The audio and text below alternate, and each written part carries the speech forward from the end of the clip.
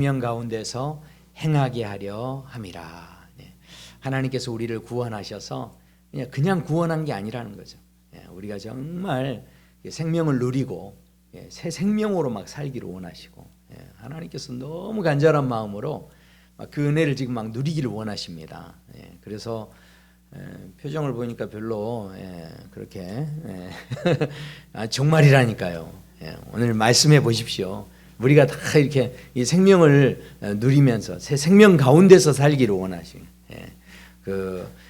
어떤 우울해서 살기 원치 않으시고요, 낙심해서 살기 원치 않으시고, 막 기뻐하면서 말이죠, 생명으로 살기를 원하시는 하나님이십니다. 어떤 분이 이렇게 집에서 이제 밖에 나가는데 부모님이 그 나가는 아들을 붙잡아 놓고 그렇게 한마디를 하더래요. 뭐라고 했냐? 야, 너 간이랑 쓸개는 집에 두고 가렴, 막 그랬다는 거예요. 자, 누구한테 이렇게 이야기했냐? 그 배창호 씨라는 영화 감독이 있죠. 근데 그분 부모님이 이 배창호 감독이 밖에 나갈 때마다 그랬다는 거예요. 야, 간하고 쓸개는 집에다 놓고 가렴, 뭐 이렇게 이야기했다는 거죠. 그러니까 이게 무슨 이야기입니까? 부모로서 뭔가 이 배창호 감독이 막 혈기가 있고 그러니까 다른 데 가서 자존심 내세우지 말고 그냥 어찌됐든 자식이 어떻게 해요? 성공하기를 바라는 그런 마음으로 그냥 좀 성질 죽이고, 그러니까 실은 무슨 이야기를 한 겁니까? 자존심에 대한 이야기를 한 거죠. 너 자존심 괜히 내세우지 말고 살아라, 이제 이런 이야기를 하신 겁니다. 자, 그런데요, 이 자존심과 자존감은 좀 다른 문제입니다.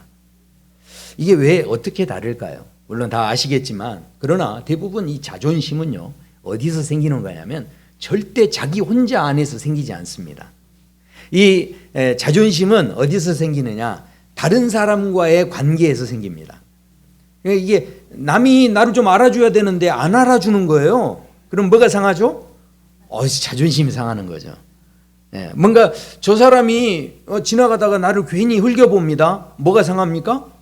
왜 나를 저렇게 저런 눈으로 보지? 이렇게 하면서 벌써 기분이 상하는 거죠. 난 그런 존재가 아닌데 하면서 이제 그 자존심이 상하는 거죠. 자, 그런데 자존감은요, 너와 관계가 없습니다. 이 자존감은 내 안에서 만들어지는 거예요. 저도 어렸을 때 그러니까 이 내 안에서 만들어지니까 남하고는 실은 그렇게 관계가 없고요. 내가 나를 어떻게 생각하느냐가 중요하죠. 누가 옆에서 뭐라고 한들 안 믿고 안 받아들이면 아무 소용없습니다. 그런데 저는 어렸을 때 저희 모교회에서 저희 그 권사님, 장로님들이 항상 저한테 그러셨어요. 너는 우리 하나님 아들 이러셨어요. 그러니까 저는 그 말을 받아들였게요, 안 받아들였게요? 네, 감사합니다. 저는 그래서 그때 어렸을 때 그게 얼마나 막 힘이 됐는지 몰라요.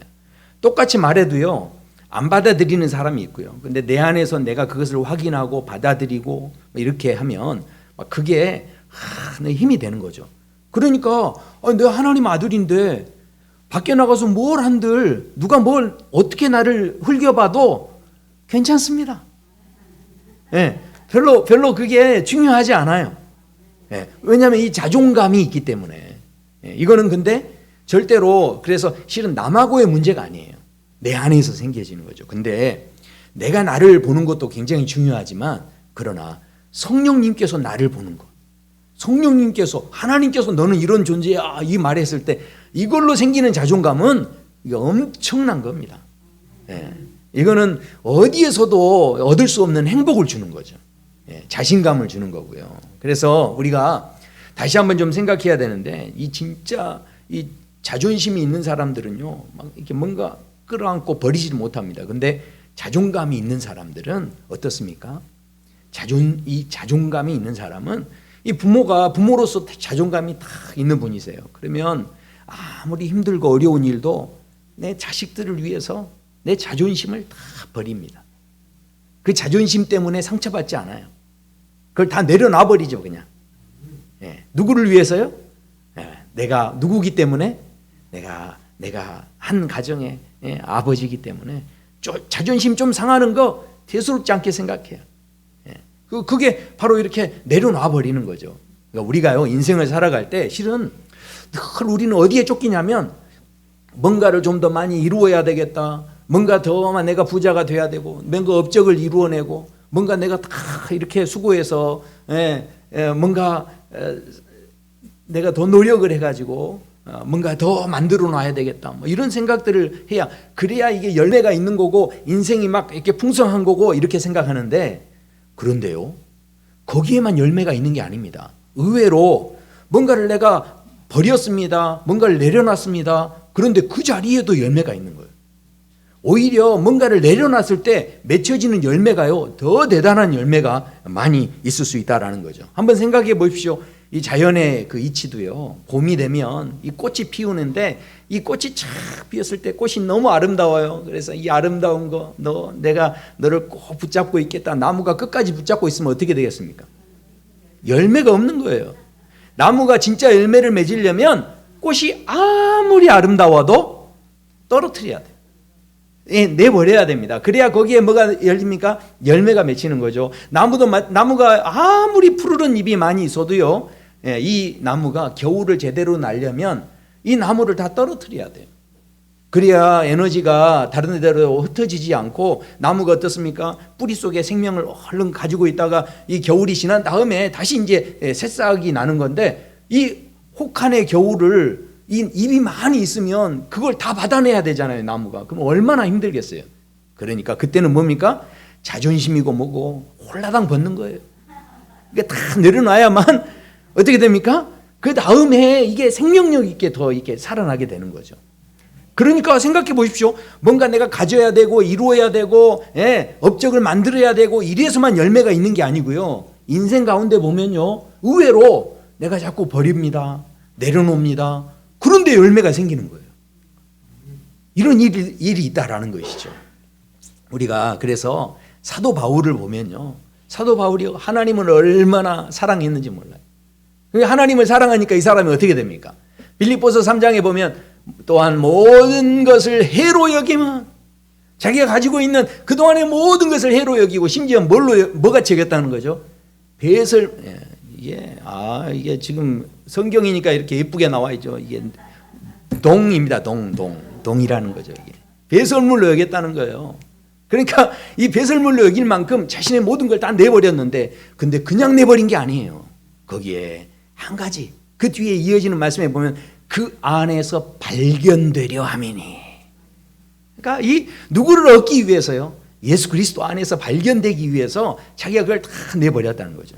그러니까요, 이게 내가 죽는 게 이게 무조건 나쁜 것만은 아닙니다. 그래서 사도 바울이 그 뒤에 바로 이어서 뭐라고 하냐면 이렇게 이야기합니다. 내가 그리스도와 함께 그 부활의 권능과, 그러니까 이 부활의 막 영광과 권능과 그 놀라운 은혜, 막 이 생명의 은혜, 이걸 내가 경험하려면 실은 십자가 없는 부활은 없습니다. 그러니까 사도 바울이 뭐라고 합니까? 그 고난에 참여함을 알고자 하여 그의 죽으심을 본받아. 그러니까 내가 예수님과 함께 내가 죽음을 경험하고 그다음 뭐 한다는 거죠? 어떻게 해서든지 죽은 자 가운데서 내가 부활에 이르는 막 진짜 생명의 은혜를 누리는 삶을 살고 싶어서 이 사도 바울이 이런 고백을 했다라는 거죠. 결국은 우리가요. 그래서 사도 바울이 나중에 뭐라고 하냐면 나는 날마다 죽노라. 그런 이야기를 합니다. 우리가 뭔가 자꾸 행하면서 교회에서도 뭐 더 착한 일을 행하고 뭐 이것저것 일을 이루고 이렇게 생각하시는데요. 물론 그렇게 해서도 열매가 있긴 합니다. 그런데 진짜 열매는요. 진짜 쉽게 얻을 수 있는 열매가 있어요. 그게 뭐냐면 내려놔 버리는 거예요. 아니 이게 내려놓으라고 해서 다 내려놓으라는 이야기가 아니라 아무한테나 내려놓으시면 안 돼요. 주님께 맡겨버린 주님께.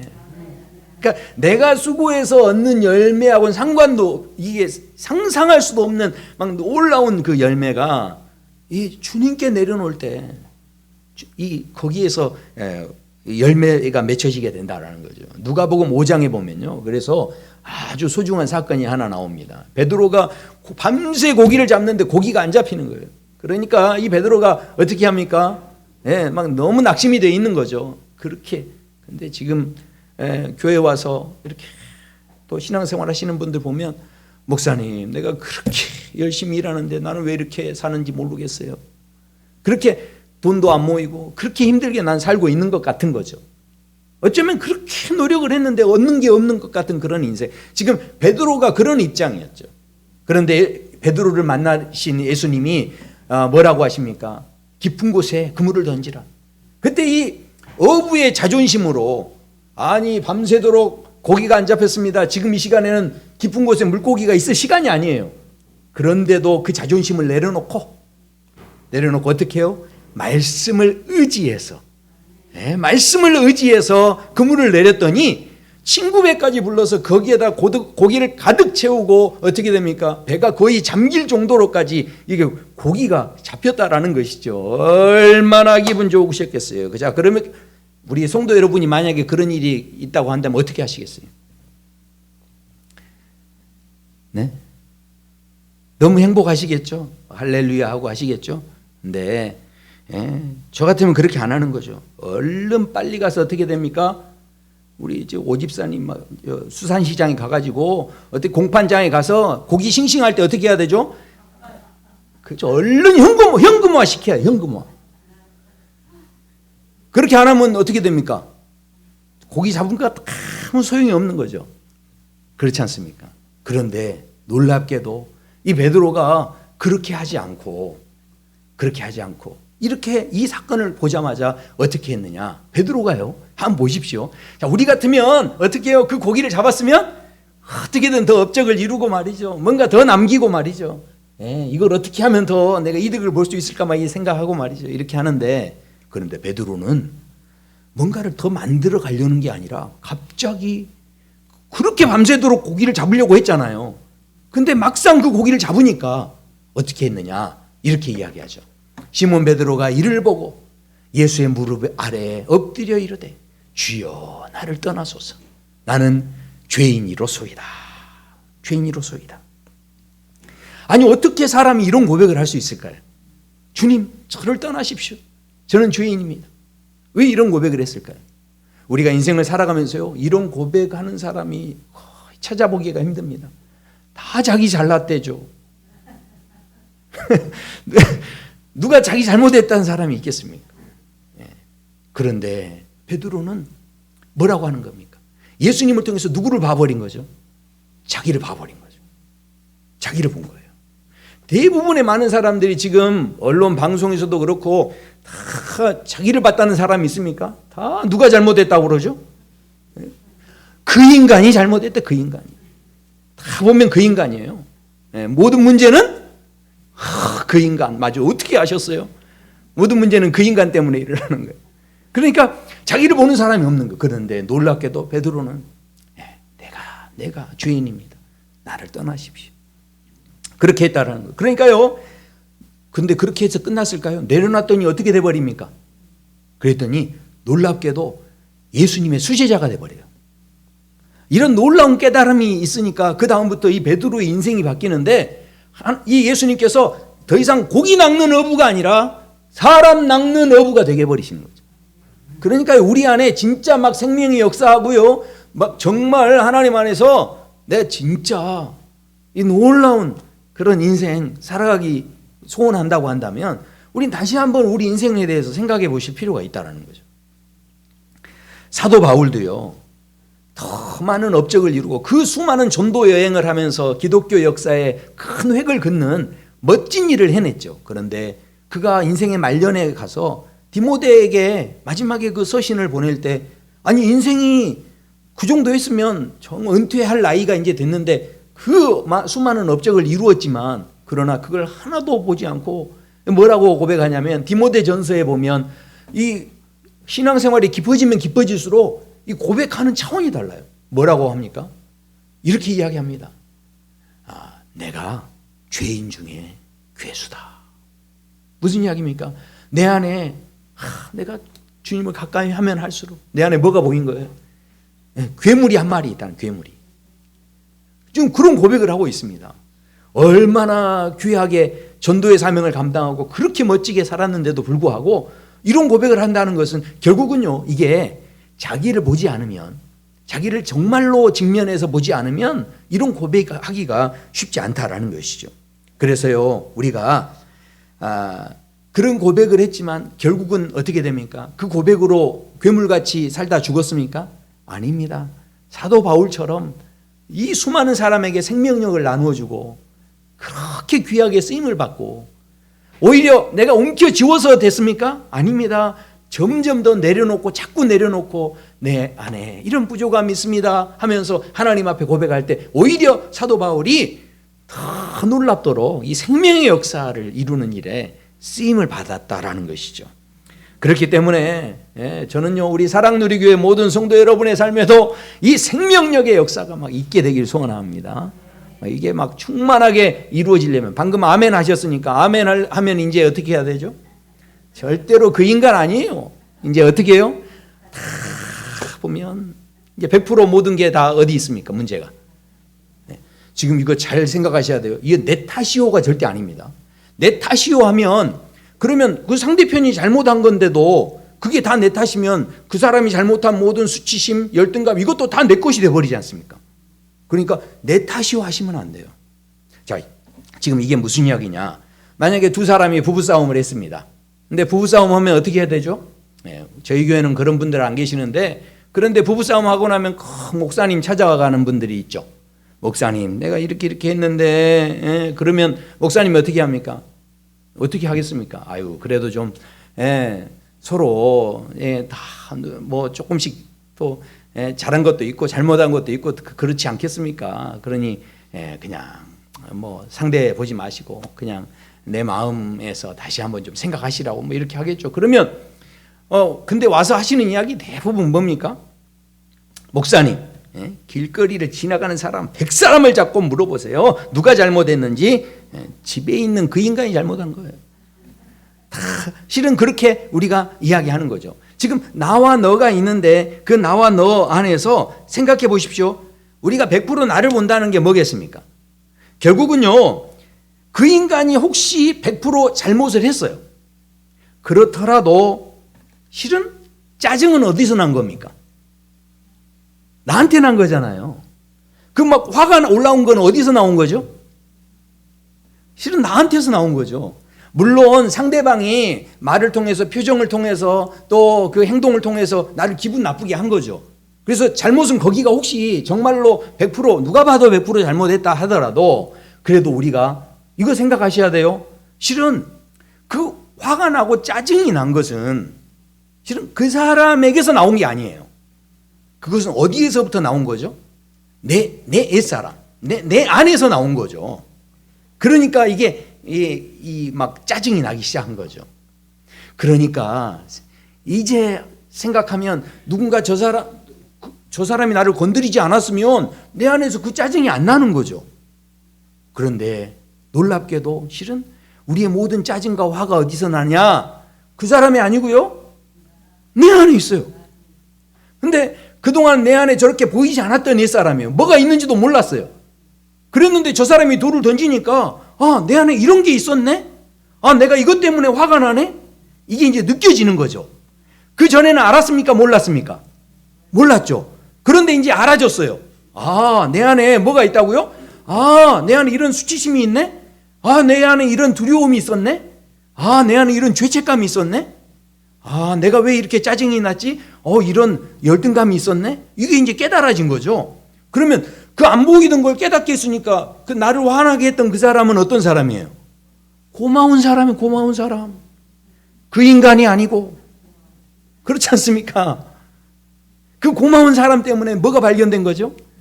내 안에 그동안 보이지 않았던 그 옛사람.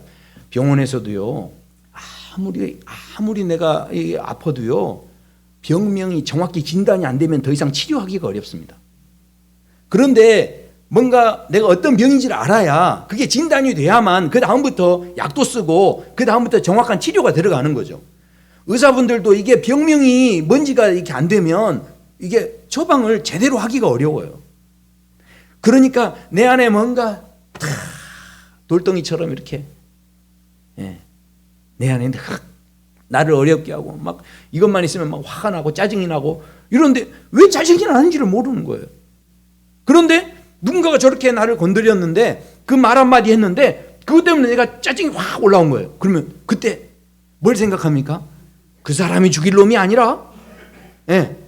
그러니까 그 사람이 죽일 놈이 되는 순간 네가 옳으냐 그르냐 따지는데 내 허송세월을 다 보내는 거예요. 그런데 내 안을 보기 시작하면 그러면 내가 이런 문제 때문에 짜증이 났었네?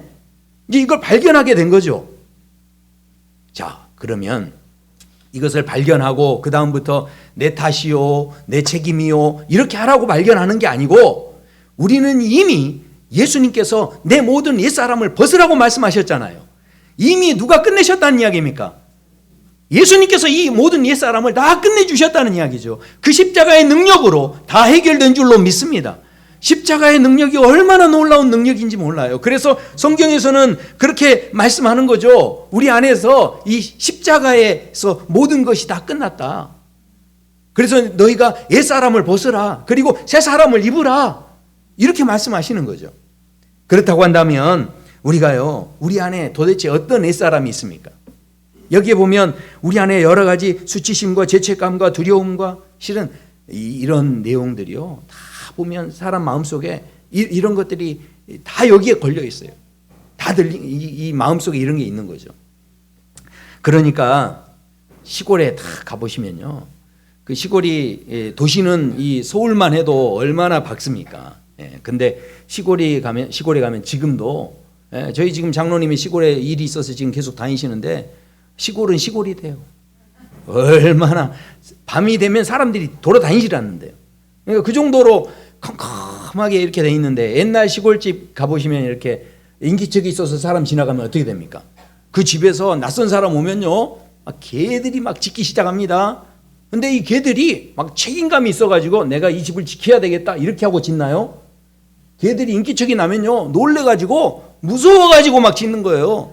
그러면 막 무서워가지고 짖으면 어떻게 되죠?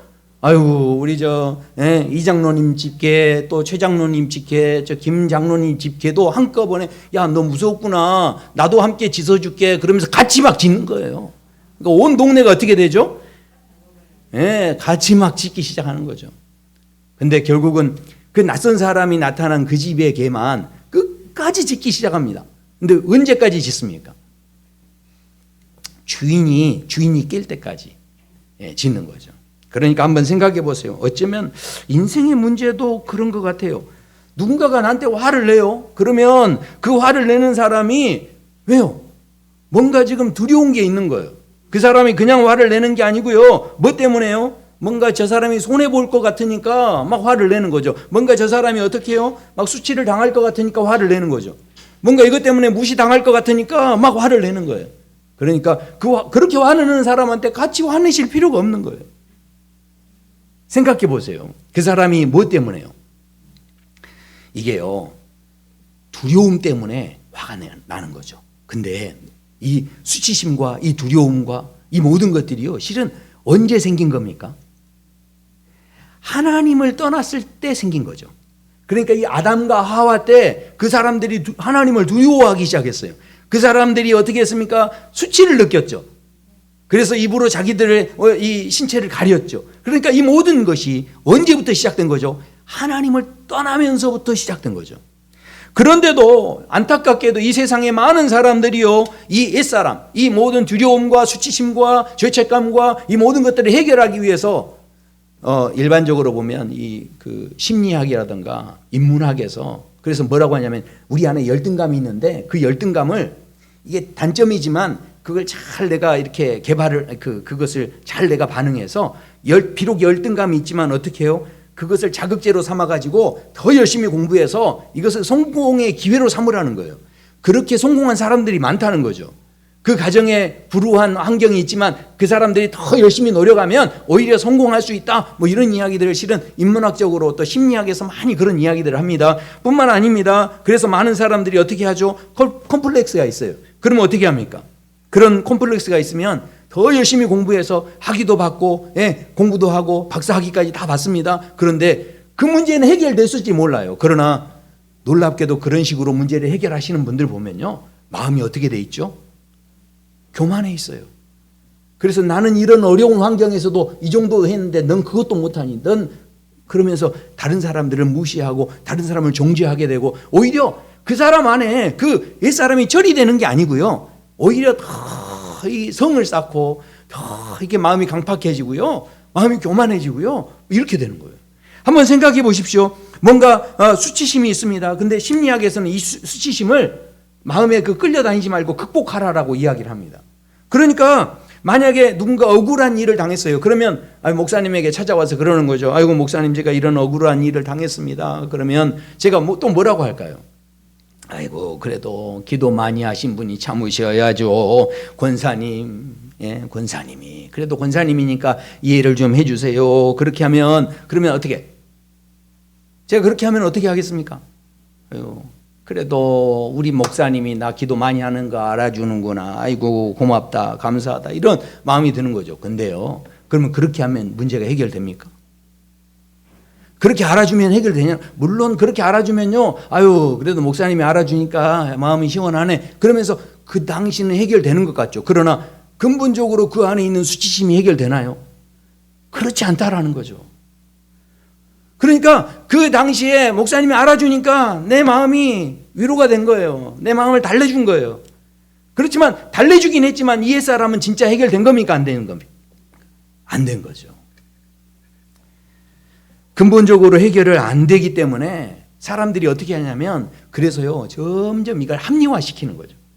그러니까 죄의 문제에 대해서도 정신분석학적으로 뭐라고 합니까? 거기에 대해서 그냥 뭐라고 합니까? 뭐 신경증이라고 하고요, 트라우마다라고 하고요, 또 어떻게, 아니 죄는 죄입니다.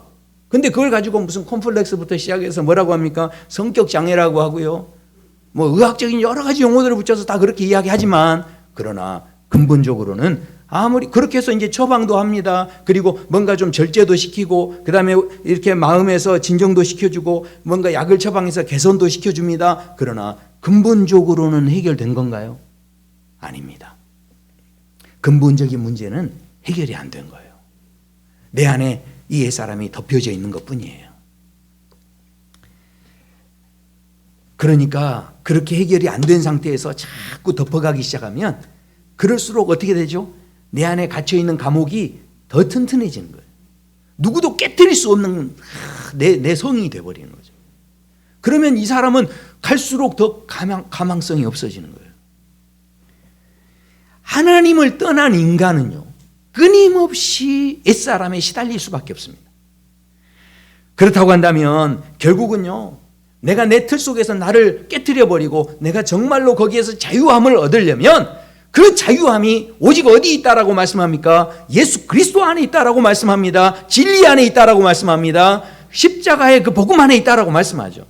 왜냐하면 십자가의 그 복음이 바로 어떻게 됐다는 거죠? 내 모든 죄를 다 해결해 주신 거죠. 그러니까 우리가 어떤 의미에서는 하나님 앞에 와서 지금 회개한다라고 하시는데, 많은 분들이 회개를 이야기하고 그래서 눈물 흘리고요, 또 후회하고요, 그렇게 아무리 많은 눈물을 쏟아도 실은 그것은 회개가 아닐 수 있어요.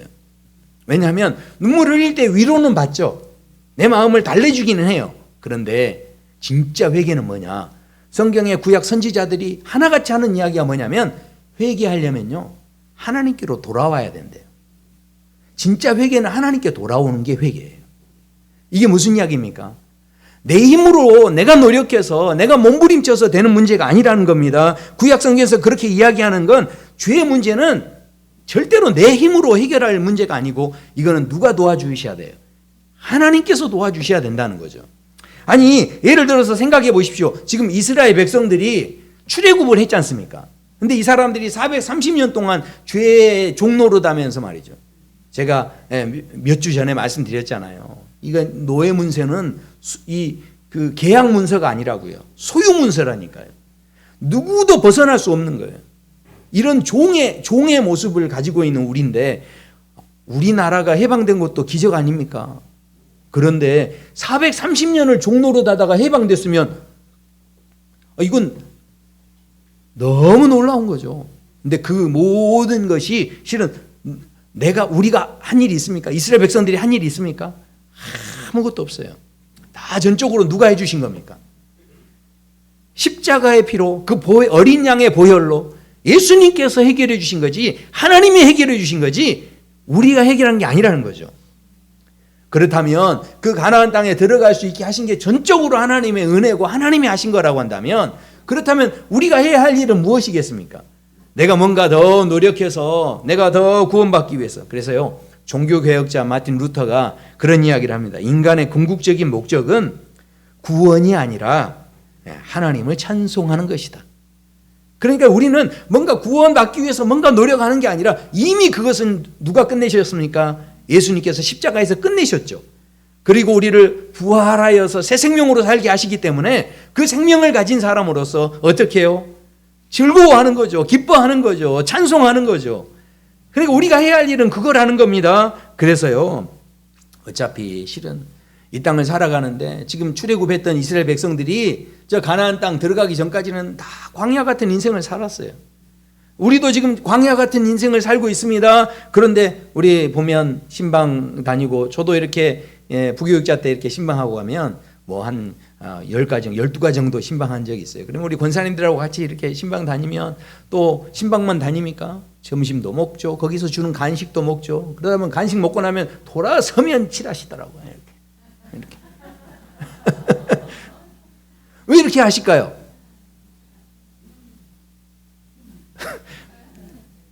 대답은 하나죠. 이쁘게 보이시려고, 단정하게 보이시려고. 이게 나쁜 겁니까? 절대 아니죠. 나쁜 것 아니죠. 저는요, 우리 사랑누리 교회 성도님들 다 예쁘셨으면 좋겠어요. 아멘. 아니, 아멘도 안 하시네. 네. 아니, 정말 예쁘게 사는 동안 예쁘게 살다 가셔야죠. 네. 근데 그렇게 칠한 다음에 집에 가면 어떻게 합니까? 또 지우느라고 또 애를 써요. 애를 그렇게 그걸 지우느라고. 그 다음날 아침 일어나면 또 어떻게 하죠? 또 칠하는 거죠. 또. 근데 이게 시간이 가면 갈수록 어떻게 되죠? 어차피 시간은 가게 돼 있어요. 가면 마지막엔 다 어차피 쭈글쭈글해지는 거죠. 자, 그런데 생각해 보세요.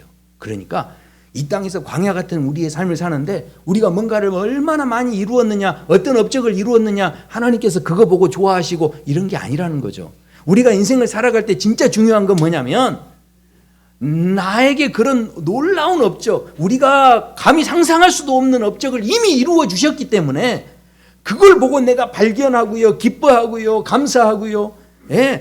세상에 나한테 그런 수치심이 있었어. 나한테 그런 열등감이 있었어. 이걸 덮어놓고 안 보려고 하시는 게 아니라 이걸 자꾸 내가 보는 거죠. 말씀을 통해서 나를 보고요. 그러면서 그걸 발견하면 발견할수록 어떻게 해요? 이 무시무시한 걸 해결해 주셨네? 그러면서 그걸 붙잡고 내가 몸부림쳐서 해결하려는 게 아니라 이미 예수님의 십자가의 보혈의 은혜로, 이미 부활의 능력으로 우리에게 다 이루어 주셨고 다 끝내 주셨음을 내가 믿는다면 뭐만 하면 됩니까? 드러내서 버리기만 하면 되는 거예요. 근데 드러내서 버리기만 하면 되는데, 버린 다음에 어떻게 합니까? 마음이 가벼워지니까 자동적으로 뭐가 될까요? 웃음이 나오는 거죠. 웃음이. 기쁨이 나오는 거고요. 그래서 이 사람이 은혜를 받으면 막 이게 기쁨이 나오는 거예요. 이게요, 잠깐 위로, 이게 한국 기독교의 많은 사람들이 실은 왜 변화되지 않는다라고 할까요? 무슨 간증 집회를 하고 이럴 때 보면 다 은혜 받아요. 그래서 얼굴이 너무 밝아요. 근데 뭐만 한 거죠? 마음의 위로만 받은 거예요. 마음만 달래준 거죠. 절대로 그렇게 해서는 변화가 안 일어나죠. 진짜 변화가 일어나려면 나를 봐야, 나를 보고 내 안에 있는 진짜의 사람을 딱 발견해야, 그래서 이것이 예수님의 십자가의 피로 끝났다, 이거 선포가 딱 되어져야 그 다음부터 어떻게 됩니까? 내 삶이요, 변화가 실제로 이제 생명이 역사하기 시작하는 거죠. 모든 감옥의 그것들이, 이 딱딱했던 그 감옥의 문이 열리게 되는 거고요. 부활의 그 영광이 뭔지를 내가 체험하고 성령이 막 느끼게 하시는 거고요. 이런 놀라운 역사가 일어나는 거죠. 그런데 우리가 늘 어디에 속습니까? 마귀가 어떻게든 우리를 속이는 거예요. 네가 아직도 거기에 머물러 있는 것, 종의 그 어떤 흔적 속에 머물러 있는 것처럼 우리를 속이는 거죠. 근데 절대로 속으시면 안 된다라는 거죠. 우리가 결국 그래서 하나님께서는요, 오늘 우리가 지금 제가 주일마다 지금 선포하자고 하는 게 엄청난 지금 이야기입니다. 생명 선언을 지금 우리가 선포를 해야 돼요. 왜냐하면 우리 노력으로 된 겁니까? 우리의 힘으로 된 겁니까? 아니죠. 구원의 문제가 우리 힘으로 우리 노력으로 된 게 아니지 않습니까? 그렇다고 한다면 우리가 할 수 있는 게 뭐냐면 선포해야 돼요. 자, 그래서요, 로마서 6장에 보면, 그러므로 우리가 그의 죽으심과 아파요. 지금 주보에서 우리가 본 대로 우리가 이 선포하는 내용이 지금 다 이 구절에서 지금 따온 거예요. 그러니까 우리가 그의 죽으심과 아파요. 세례를 받음으로 그와 함께 장사되었나니 이는 아버지의 영광으로 말미암아 그리스도를 죽은 자 가운데서 살리심과 같이 우리로 또한 새 생명 가운데서 행하게 하려 함이라. 그러니까 사랑합니다, 감사합니다, 이것도 왜 할까요? 이게요, 선포하는 겁니다. 그러니까 나는 사랑입니다, 나는 감사입니다, 선포하는 거죠. 그런데 이게 무슨 이야기냐? 이 언어학자들이요, 이게 바로 메타포. 그러니까 새 생명 가운데서 행하게 하려 함이라 했는데, 저 행한다는 게 우리가 더 업적을 쌓아야 됩니다, 우리가 더 선한 일을 많이 해야 됩니다, 이 이야기가 아니에요. 새 생명은 이미 주님이 주셨기 때문에 거기에 내가 함께 연합해 있다면 우리는 그 새 생명을 누리는 삶을 살아야 되고 선포하는 삶을 살아야 되는데, 저 행한다는 게 이 행동을 이야기하는 게 아니라 우리의 삶에, 물론 행동도 포함되지만 그러나 정말 중요한 의미는 그 또 연합한 마음으로 내가 함께 선포하는 거죠. 단순히 이게 교리적인 부분이 아니에요. 그러니까 이 행한다는 게 결국은 뭐겠습니까? 내가 내 존재가 이러니까, 그러니까 이게 메타포라는 게 뭐냐면요, 이제 은유법. 그러니까 이게 직유로 이야기하면 A는 B와 같다 이런 뜻인데, 그렇게 이제 이야기를 하는 거죠. 그런데 우리 교회에서도요, 우리 한 장로님이 우리 집사님한테 아이고 우리 또 곰 한 마리 오셨네 막 그러세요. 근데 그러면 그 사람이 곰이 될 수 있습니까? 말이 되는 이야기입니까? 아닙니까? 아니죠. 그러나 무슨 뜻으로 말하는 거죠? 그 곰 한 마리 되시는 집사님을 보면 마음이 어떻다는 거죠? 늘 든든하고 늘 듬직하고 뭐 이렇다라는 이야기를 하는 거죠. 이제 본인이 이제 그렇게 이야기하시는 거예요. 그러니까 이게 무슨 이야기냐면 이 메타포가요, 이 언어학자들이 이게 엄청난 힘이 있대요. 이게 놀랍다는 거죠. 아직 내가 그렇게 된 사람이 아닌데 막 선포를 해주는 거예요. 예수님께서도 그래서 실은 이 메타포의 관점에서 이 메타포를 사용하셔서 얼마나 많은 선포를 하셨는지 모릅니다. 베드로가 갈대와 같은 사람이었는데 뭐라고 합니까? 너는 반석이다. 뭐라고 하십니까? 자신에 대해서도 소개하실 때 나는 양의 문이니, 에고에임이라고 하죠. 그래서 이 신학적인 용어로 그렇게 이야기하는데 예수님이 굉장히 그런 표현들을 많이 쓰시죠. 나는 빛이다. 나는 뭐라는 거죠? 양의 문만에 나는 생명의 떡이다. 사람이 떡이 될 수 있습니까? 아니죠. 그런데도 생명의 떡이다라고 말씀하시는 거죠. 그렇다면 이게 무슨 이야기입니까? 나는 이해가 안 돼요. 논리적으로도 이게 맞지 않는 이야기지만, 그러나 하나님께서는 우리를 빛이라고 말씀하시고 소금이라고 말씀하시고, 그러니까 내 안에서 정말 이 생명을 누리려면 내가 뭔가 노력해서 누리는 게 아니고요, 하나님께서 말씀해 주신 대로 내가 선포해 보는 거예요. 나는 사랑입니다. 나는 진리입니다. 이렇게 막 선포해 보는 거죠. 그래서요, 성경에 보면 뭐라고 말씀합니까? 데살로니가 전서에 보면 너희는 다 빛의 아들이니. 아니 우리가 어떻게, 저는 저희 어머니 아들입니다. 빛의 아들이 있어요? 실은 말이 안 되는 거지 않습니까? 그런데 이게 말이 되게끔 하신 분이 계시는데 바로 그게 하나님의 역사예요. 우리가 논리적으로는 이해가 안 돼요. 그런데 지금 우리가 왜 변화를 경험하지 못합니까? 결국은 다 내가 지금 이미 이루어 놓으셨는데도 내가 해보려고 발버둥을 치고 있다는 거죠. 그랬는데 분명히 말씀에서 너희가 뭘 이루어라, 네가 앞으로 소금이 될지어다, 되도록 노력해라, 이런 말 없습니다. 뭐라고 해요? 너는 소금이다, 너는 빛이다, 이렇게 말씀하셨지 앞으로 이렇게 해서 소금이 되어라 이렇게 말씀하지 않으셨어요. 이것을 선포해 버리신 거죠. 이게 얼마나 실은 중요한 문제인지 모릅니다. 그래서요, 그 뒤에 보면 이 데살로니가 전서에 너는 빛의 아들이고 낮의 아들이지 않느냐? 그러니 너는 뭐만 하라는 거죠? 너는 네가 막 노력해서 뭔가를 막 이루려고 하지 말고 이미 이루어진 것을 가지고 어떻게 하라는 거죠? 항상 기뻐하라, 기도하라, 그 다음에 감사하라. 그렇게 말씀하시는 거예요. 우리가 해야 할 일은 이미 하나님이 이루고 또 이루어 가고 계시기 때문에 그 하나님과 함께 연합해서 지금도요, 어떻게 해요? 기뻐하기만 하면 되는 거예요. 그리고 지금도 어떻게 해요? 그냥 가만히 있으면 안 돼요. 누가 하나님께서 하나님의 역사들을 지금 이루어가고 계시잖아요. 그러면 거기다 숟가락 하나 얹어야죠. 그러려면 뭐 하셔야 됩니까? 기도하셔야죠. 기도. 그래야 하나님의 역사에 나도 한 숟가락 얹어서 함께 가는 것 아니겠습니까?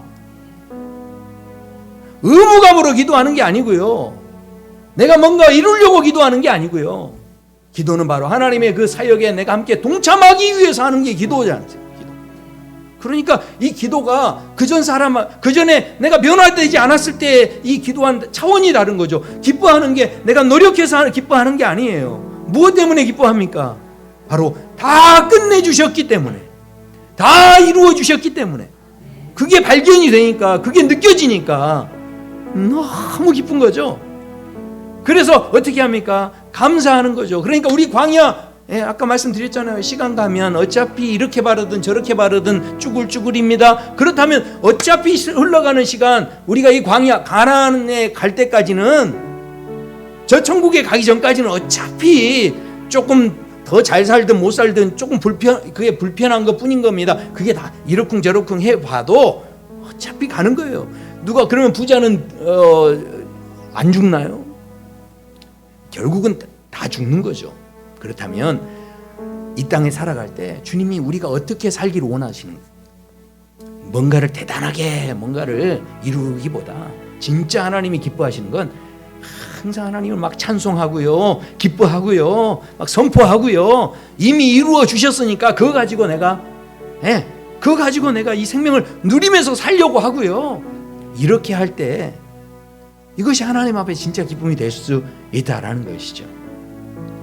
우리가 저는 저와 성도 여러분의 삶 속에서 정말로 하나님께서 우리를 그냥 심판해 버리시면 되는데, 그런데 하나님이 심판하지 않으십니다. 그리고 어떻게 하십니까? 그 선지자들을 보내시고 또 그동안 계속 참으시고 인내하시고 결국은 예수님까지 보내셔서 그 십자가에서 예수님을 죽게 하시고 그 모든 피를 흘리게 하시고. 왜 그러셨을까요? 설명이 안 돼요. 설명이 한 가지밖에는, 한 가지 말고는 다른 설명이 없어요. 왜 그러셨을까요? 바로 사랑 때문에. 하나님이 우리를 그렇게 사랑하셔서 그 모든 것들을 다 해결해 주셨는데, 그런데 자기가 또 해보겠다고 발버둥을 치면 하나님이 얼마나 속상하시겠어요. 그럼 내가 해준 건 뭐냐는 거죠. 내가 남은 인생 살아갈 때 고생하지 않게 되길 소원합니다. 그냥 고생해, 이거 헛고생이에요. 헛고생 아니고요. 우리가 살아갈 앞으로의 인생은 그래서 조금 힘드시면 막 선포하시는 거예요. 선포. 예수님의 십자가에서 나의 모든 윗사람은 끝났다. 선포하시는 거예요. 마음이 힘들고 어려울 때 그걸 깨닫지 못하도록 마귀는 우는 사자처럼 지금도 우리를 계속 건드립니다. 근데 건드리는데 그냥 안 건드려요. 꼭 그 인간을 통해서 건드리는 거예요. 말씀드렸잖아요. 혼자서 이게 잘 안 돼요. 혼자서. 그러니까 누구를 꼭 통해서 건드려요? 저 인간, 그 인간. 근데 진짜 이 예수 그리스도 안에서 이 옛사람의 그것을 다 해결해 주신 주님의 은혜를 아는 사람은 그 인간이 어떤 사람이죠? 고마운 사람. 그것도 은혜가 되는 거예요. 그러니까 이게 감사가 되는 거고요. 그래서요, 하나님께서는 우리를 너무 사랑하시기 때문에 우리가 이 땅에 살 때 뭐 하지 않기를 원하세요? 자, 그래서요, 종노릇 하지 않기를 원하시는 거죠. 그 종노릇에서 구원해 주실 분은 오직 하나님밖에 안 계세요. 하나님 떠나면 계속 두려움이, 수치심이, 열등감이 우리에게서 막 일어나기 시작하는 거예요. 그러나 하나님 안에 있으면 다 끝난 줄로 믿습니다. 아멘. 우리 함께 한번 찬양하시겠습니다.